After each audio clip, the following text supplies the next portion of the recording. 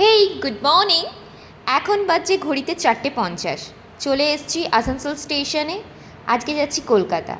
বিয়ের পর সব রিচুয়াল শেষ হলো, তো নিজের গন্তব্যে ফিরে যাওয়ার পালা। বিধানে যাচ্ছি। চলে এসেছি এবং বসে পড়েছি। ট্রেনটা ফাঁকাই ছিল, তখনও সেরকম ভিড় হয়নি। লেডিস কম্পার্টমেন্টে উঠেছি, সিটে বসে পড়েছি। 5:30টায় বিধান ছেড়ে দিল। গুটি গুটি পায়ে যাত্রা শুরু করলাম। আজকে ট্রেনে কিচ্ছু ওঠেনি, না চা না কোনো খাবার। লেডিস কম্পার্টমেন্টে ওদের ওঠেই না। পৌঁছে গেলাম হাওড়া।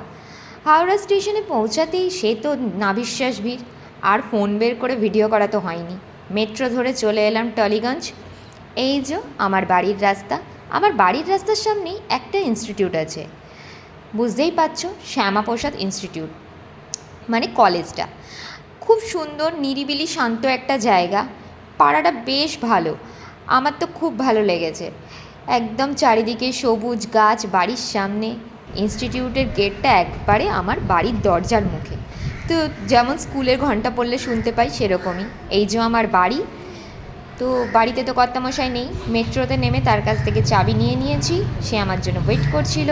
চাবি নিয়ে যথারীতি আমি চলে এলাম। দরজা খুলে এবার ভেতরে ঢোকার পালা।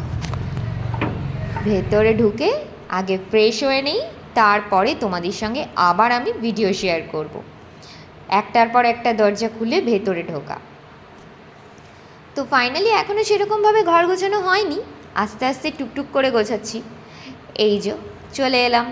তো নেক্সট ব্লগটা দেখার জন্য সাবস্ক্রাইব।